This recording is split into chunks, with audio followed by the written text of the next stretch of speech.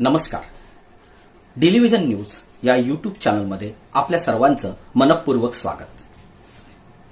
मराठा आरक्षणाला दिलेली स्थगिती, त्यामुळे निर्माण झालेले नवे प्रश्न, नवी आव्हानं, एकूणच आरक्षण आणि न्यायालयीन लढाई यांचा इतिहास आणि मराठा आरक्षण टिकवायचं असेल तर भविष्यात काय मार्ग आहेत, याबद्दल आज मी आपल्याशी चर्चा करणार आहे. आपल्याला कल्पना आहे की 9 सप्टेंबरला सर्वोच्च न्यायालयाने मराठा आरक्षणाला स्थगिती दिली. कदाचित आपल्याला ही कल्पना नसावी की कुठल्या कारणावरून स्थगिती दिली. तर सर्वप्रथम आपण मराठा आरक्षणाचा अलीकडच्या काळातला इतिहास थोडक्यात समजून घेऊया. महाराष्ट्र सरकारने, जेव्हा महाराष्ट्रात काँग्रेस राष्ट्रवादीचं सरकार होतं, पृथ्वीराज चव्हाण यांच्या मंत्रिमंडळाने विधानसभा निवडणुकीच्या पूर्वी मराठा आरक्षण महाराष्ट्रात अध्यादेशाद्वारे लागू केलं होतं. हा अध्यादेश नंतर उच्च न्यायालयात रद्द झाला, त्यामुळे हे आरक्षणही रद्द झालं. न्यायालयाच्या कसोटीवर हे आरक्षण टिकू शकलं नाही. त्यानंतर कारण ते आरक्षण राणे समितीच्या अहवालावर देण्यात आलं होतं आणि राज्य मागासवर्ग आयोगाच्या शिफारशीच्या आधारावर ते नव्हतं. त्यामुळे नंतरच्या फडणवीस सरकारने न्यायमूर्ती गायकवाड यांच्या नेतृत्वात एक समिती नेमली, मागासवर्ग आयोग, आणि या मागासवर्ग आयोगाने मराठा समाज मागास असल्याचा अहवाल दिला. या अहवालाच्या आधारावर महाराष्ट्र सरकारने मराठा समाजाला जसं काँग्रेस राष्ट्रवादीने 16% आरक्षण दिलं होतं, तेवढंच आरक्षण, 16% आरक्षण फडणवीस सरकारनेही दिलं. अपेक्षेप्रमाणे या निर्णयाला मुंबई उच्च न्यायालयात पुन्हा आव्हान देण्यात आलं. मात्र यावेळेस विधिमंडळाने पारित केलेला कायदा, मागासवर्ग आयोगाचा अहवाल, ही एक मजबूत बाजू सरकारकडे होती आणि मुंबई उच्च न्यायालयाने हे मराठा आरक्षण वैध ठरवलं. मग या निर्णयाच्या विरुद्ध सर्वोच्च न्यायालयात आव्हान देण्यात आलं. त्यावेळेला मराठा समाजातल्या पण काही प्रतिनिधींनी आपली बाजू व्यवस्थित मांडल्या जावी म्हणून हस्तक्षेप याचिका दाखल केल्या. एकूण या याचिकांवर सुनावणी झाली तेव्हा महत्वाचा तर्क देण्यात आला होता की मराठा समाज मागास आहे आणि त्यामुळे आरक्षण अगदी योग्य आहे. आणि हा खटला मोठ्या घटनापीठाकडे वर्ग करण्यात यावं, कारण हे 3 सदस्यीय खंडपीठाकडे हे प्रकरण सुरू होतं. महाराष्ट्र सरकारने पण मागणी केली, मोठ्या पीठाकडे हे वर्ग करा. मराठा समाज संघटनांनी पण ही मागणी केली की मोठ्या घटनापीठाकडे हे प्रकरण वर्ग करा. ती मागणी सर्वोच्च न्यायालयाने मान्य केली. मात्र ही मागणी मान्य करत असताना सर्वोच्च न्यायालयाने हे प्रकरण स्थगिती दिली या मराठा आरक्षणाला, आणि त्यामुळे आता मराठा आरक्षणाची अंमलबजावणी 10 सप्टेंबरपासून महाराष्ट्रात ठप्प झालेली आहे. त्यावरून मराठा समाज राज्य पातळीवर आक्रमक झालेला आहे. वेळोवेळी ठिकठिकाणी आंदोलनं सुरू आहेत. महाराष्ट्र सरकारने त्याची गंभीर दखल घेऊन या स्थगितीच्या आदेशाला आव्हान देऊन ही स्थगिती दूर करा अशी विनंती सर्वोच्च न्यायालयात पुन्हा एकदा दाखल केलेली आहे. शरद पवारांनी या प्रकरणी अध्यादेश काढा अशी सूचना केली आहे. कायदेपंडितांचं म्हणणं आहे की एकदा एखादं प्रकरण न्याय प्रविष्ट असताना, त्यावर अजून न्यायालयाने निकाल दिलेला नसताना पुन्हा त्यावर अध्यादेश काढता येत नाही असं कायदेपंडितांचं म्हणणं आहे. एकूण हे प्रकरण, मराठा आरक्षण, हे आता राजकारणाच्या आखाड्यातला भाग राहिला नसून हा न्यायालयीन आखाड्याचा एक महत्वाचा भाग झालेला आहे. महत्वाचा प्रश्न हा निर्माण होतो की ज्या मराठा आरक्षणाला उच्च न्यायालयाने योग्य ठरवलं, ते मग सर्वोच्च न्यायालयाने अयोग्य का ठरवलं किंवा त्याला स्थगिती का दिली? उच्च न्यायालयाने स्थगिती सुद्धा दिली नाही, नंतर ते योग्यही ठरवलं आणि सर्वोच्च न्यायालयाने मात्र त्याला स्थगिती दिली. आपल्याला याची काही कल्पना आहे? कुठल्या तर्काच्या आधारे ही स्थगिती देण्यात आली? हे निकालपत्र आपण वाचले?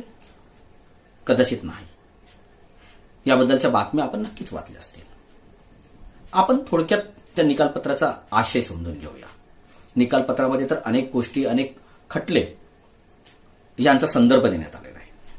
मात्र ज्या आधारावर सर्वोच्च न्यायालयाने मराठा आरक्षणाला स्थगिती दिली, तो आधार आपल्याला आधी समजून घ्यावा लागेल. तर तो आधार आहे इंदिरा साहनी खटला. आता इंदिरा साहनी खटला काय?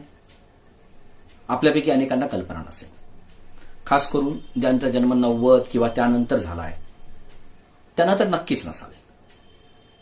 आपल्याला कल्पना आहे की ऑगस्ट 1990 मध्ये तत्कालीन पंतप्रधान व्ही.पी. सिंग यांनी देशामध्ये मंडल कमिशन लागू केलं आणि ओबीसींना आरक्षण दिलं. तोपर्यंत देश पातळीवर केवळ एससी आणि एसटी यांनाच आरक्षण होतं, ओबीसींना आरक्षण नव्हतं. ते आरक्षण व्ही.पी. सिंगांनी लागू केलं. त्यानंतर त्यांचं सरकार कोसळलं. नरसिंहराव आले. त्याच काळामध्ये देश पातळीवर उच्चवर्णीय आरक्षण न प्राप्त असलेले लोक किंवा ज्यांना आरक्षण मिळाले ते सुद्धा असा वर्ग या निर्णयाच्या विरुद्ध रस्त्यावर उतरला होता. देशभर हिंसाचार चालू होता. आत्मदहनासारखे आंदोलनं सुरू होते. त्या पार्श्वभूमीवर नरसिंहराव सरकारांनी या निर्णयात थोडासा बदल केला आणि एकीकडे ओबीसींना आरक्षण देतानाच 10% आरक्षण इकॉनॉमिक बॅकवर्ड क्लास यांना दिलं. या सगळ्या पार्श्वभूमीवर या ओबीसींना आरक्षण देण्याच्या, इकॉनॉमिक बॅकवर्ड क्लासेसला आरक्षण देण्याच्या निर्णयाविरुद्ध इंदिरा साहनी या महिलेने सर्वोच्च न्यायालयात याचिका दाखल केली. इंदिरा साहनी यांनी या आरक्षणाला आव्हान दिलं होतं. त्यांच्या वतीने युक्तिवाद करताना नानी पालखीवाला, के वेणुगोपाल यांनी अशा प्रकारचं आरक्षण जर देशात लागू केलं तर त्यामुळे जातीवाद वाढेल. या जातीवादामुळे देशातली धर्मनिरपेक्षता संकटात येईल, गुणवत्तेशी तडजोड होईल आणि कमी गुणवत्तेचे लोक उच्च शिक्षण घेतील, देशात विविध पदांवर जातील, डॉक्टर बनतील, इंजिनियर बनतील आणि त्यामुळे एकूण सबस्टँडर्ड दुय्यम दर्जाचं काम या देशामध्ये निर्माण होईल, गुणवत्ता भारताची खालच्या पातळीवर जाईल. अशा स्वरूपाचा जो आरक्षणाच्या विरुद्ध नेहमी तर्क दिला जातो तो त्यांनी दिला होता. आरक्षण विरुद्ध मेरिट असा वाद या खटल्याच्या निमित्ताने निर्माण करण्याचा प्रयत्न करण्यात आला होता. त्यामुळे हे आरक्षणच रद्द करावं अशी मागणी त्यावेळेस करण्यात आली होती. मात्र सर्वोच्च न्यायालयाच्या 9 सदस्यीय खंडपीठाने, घटनापीठाने हे आरक्षण वैध ठरवलं. मात्र हे वैध ठरवत असताना काही अटी आणि काही शर्ती त्यांनी या आरक्षणावर लावल्या. पहिलं, क्रीमी लेअरची एक अट त्यांनी लावली की एका विशिष्ट प्रकारचं जर उत्पन्न, म्हणजे मागास समाजातील श्रीमंत लोकांना या आरक्षणाचे लाभ घेता येऊ नये तर मागास समाजातील गरिबांना या आरक्षणाचे लाभ मिळावे अशा स्वरूपाचं जे बंधन क्रीमी लेअरच्या माध्यमातून त्यांनी लागू केलं.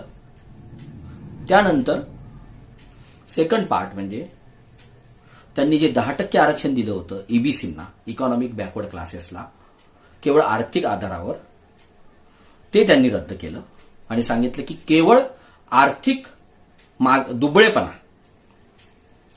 हा आरक्षणाचा आधार होऊ शकत नाही. हा सर्वोच्च न्यायालयाने फार महत्वाचा निकाल तेव्हा दिला होता.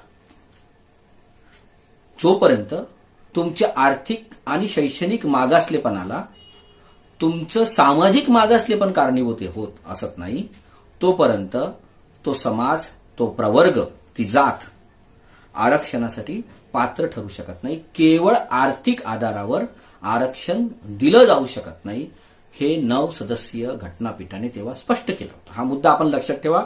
पुढच्या विवेचनात आपण या सगळ्या मुद्द्यावर पुन्हा बोलणार आहोत, तेव्हा हा संदर्भ महत्वाचा असणार आहे.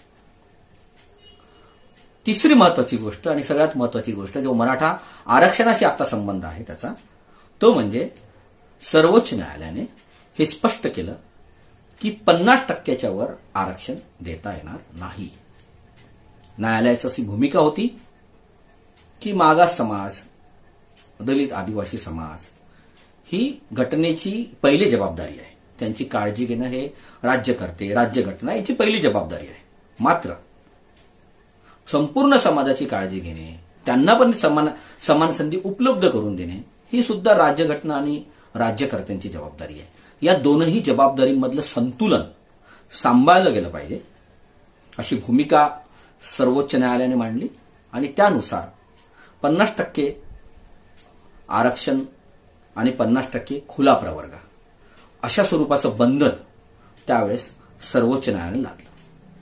मात्र हे लादत असताना 50% अटीला एक अपवाद सर्वोच्च न्यायालयाने दिला. काय होता तो अपवाद?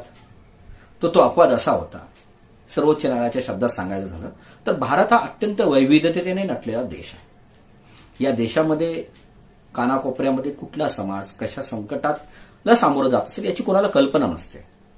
त्यामुळे भविष्यात असा एखादा समाज की ज्याची जो अत्यंत मागासलेला आहे, मुख्य प्रवाहापासून खूप दूर आहे, दुर्गम भागात तो राहतोय, अशा समाजाला जर आरक्षण आजपर्यंत देण्यात आलं नसेल आणि त्याला द्यायची वेळ आली तर मात्र तुम्हाला अपवादात्मक परिस्थितीत अत्यंत काळजीपूर्वक आणि खबरदारी घेऊन त्या जातीला, त्या समुदायांना 50% मर्यादा ओलांडून आरक्षण देता येईल, ही सवलत या इंदिरा सहानी खटल्यामध्ये न्यायालयाने दिली होती. मुंबई उच्च न्यायालयाने या सवलतीचा आधार घेत हे आरक्षण, मराठा आरक्षण वैध ठरवलं. कारण मराठा आरक्षणाला जे आव्हान देण्यात आलं होतं त्यामध्ये आव्हान देणारा युक्तिवाद जो होता तो सर्वात महत्वाचा हा होता की इंदिरा सहानी खटल्यामध्ये 50%ची मर्यादा लादलेली आहे आणि ती मर्यादा महाराष्ट्राने ओलांडलेली आहे, त्यामुळे हे आरक्षण वैध ठरू शकत नाही. मात्र मुंबई उच्च न्यायालयाने सर्वोच्च न्यायालयाने जो अपवाद केला होता तो अपवाद इथे वापरला आणि मराठा समाज हा अशा पद्धतीने मागासलेला आहे, त्यामुळे अपवादात्मक बाब म्हणून दिलेले आरक्षण योग्य आहे, असा निकाल तेव्हा मुंबई उच्च न्यायालयाने दिला होता. अर्थात हा निकाल देताना त्यांनी 16%चं आरक्षण 12 ते 13% वर आणलं होतं, 3 ते 4% त्यांनी कमी केलं होतं. मात्र सर्वोच्च न्यायालयाने, मुंबई उच्च न्यायालयाने हा जो तर्क काढलाय, सर्वोच्च न्यायालयाने दिलेल्या परवानगीचा, सवलतीचा जो अर्थ मुंबई उच्च न्यायालयाने लावलाय तो सर्वोच्च न्यायालयाने फेटाळून लावलेला आहे. आणि हा चुकीचा निष्कर्ष मुंबई उच्च न्यायालयाने काढला, अशा प्रकारचं ताशेर सुद्धा सर्वोच्च न्यायालयाने मराठा आरक्षण प्रकरणाला स्थगिती देताना काढलंय. त्यांनी सर्वोच्च न्यायालयाने असं म्हटलंय की 30% लोकसंख्या असलेला समाज, महत्वाच्या राजकीय, सामाजिक, प्रशासकीय जबाबदाऱ्यावर असलेला हा समाज, त्याला उपेक्षित, मुख्य प्रवाहापासून दूर, मागास म्हटल्या जाऊ शकत नाही. त्यामुळे त्यांच्यासाठी हा अपवाद केला जाऊ शकत नाही.